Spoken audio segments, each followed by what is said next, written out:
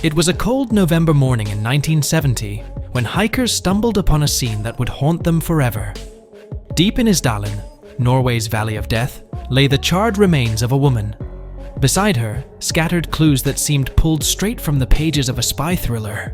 Who was she? Why was she there? And why, over 50 years later, does her death remain one of the most puzzling mysteries of our time?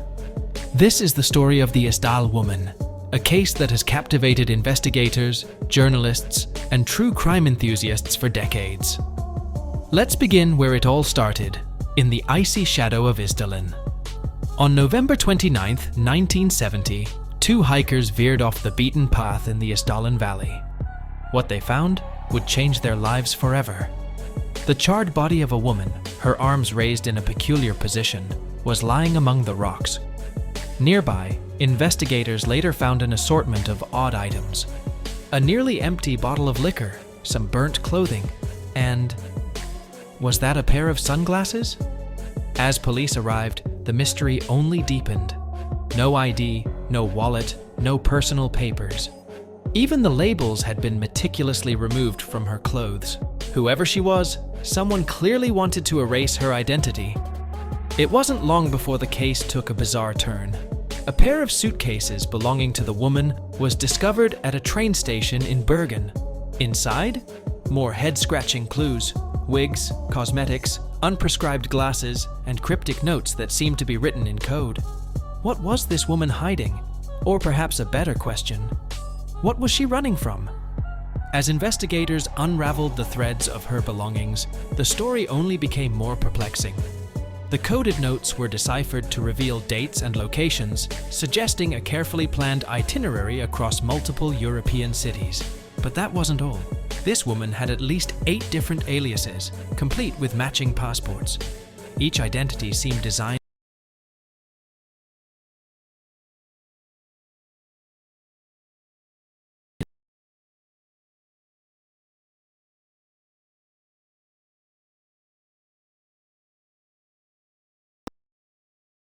woman who spoke multiple languages, often kept to herself, and appeared cautious.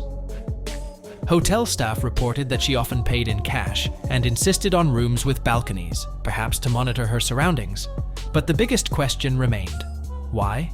Why would someone go to such great lengths to conceal their identity, only to meet such a grisly fate in a remote Norwegian valley?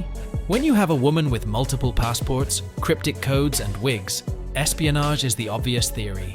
Could the Isdal Woman have been a Cold War spy, moving between cities to exchange secrets? Many of her aliases matched the profile of covert operatives. But what about suicide? Some investigators suggested that she may have intentionally ended her life. The high levels of sleeping pills in her system and a bottle of alcohol found near her body could support this. But then there's the soot in her lungs, a clue that suggests she was alive when the fire started.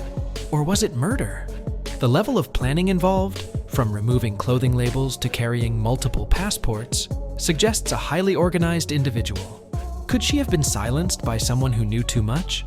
And yet, there are inconsistencies that muddy each theory. The peculiar positioning of her body and the lack of defensive wounds raise questions about how her final moments unfolded. If she was murdered, why was no weapon or clear evidence of foul play discovered? Then there's the mysterious man seen with her days before her death. Witnesses described him as foreign-looking, and his identity remains as elusive as hers. Was he an accomplice, a handler, or perhaps her killer? The deeper you dig, the stranger her story becomes. Even the simplest explanations falter under the weight of the many bizarre details surrounding her life and death. The forensic evidence raised as many questions as it answered. The autopsy revealed a high concentration of sleeping pills and traces of carbon monoxide. But her dental work was particularly intriguing. Advanced techniques that suggested she was not from Norway, but possibly Eastern Europe. Despite extensive efforts, DNA testing has only hinted at her origins. Attempts to reconstruct her face using advanced technology provided an eerie glimpse of what she may have looked like, but it was far from definitive. Even her belongings deepened the mystery. Labels were meticulously removed from her clothing, and her suitcases contained cryptic items like a burned passport fragment and maps marked with puzzling annotations. The peculiar mixture of personal care items and clandestine tools suggested a dual life, one private, one secretive. Investigators were particularly baffled by her coded notes, a series of jumbled letters and numbers found in her possession. These codes seemed to document her movements, yet deciphering their full meaning proved elusive. Was she running from someone, hiding in plain sight, or carrying out a mission that ended tragically? Each clue only added layers to her enigmatic profile, leaving even seasoned detectives at a loss for answers. Over the decades, the Isdal Woman's case has attracted investigators from all over the world. Journalists, true crime enthusiasts, and even modern-day sleuths have tried to piece together her story. In recent years, advancements in technology have shed some light, but they've also added to the mystery. DNA analysis suggested potential relatives in distant parts of Europe, but no direct matches have been found. Despite decades of effort, the case remains unsolved, leaving us with more questions than answers. What truly happened in that icy valley? And will we ever know the truth? The Isdal Woman's case reminds us of the limits of even modern technology. While we have access to advanced DNA databases and artificial intelligence, some mysteries remain frustratingly out of reach. Despite this, the case serves as a stark illustration of how the past refuses to be forgotten.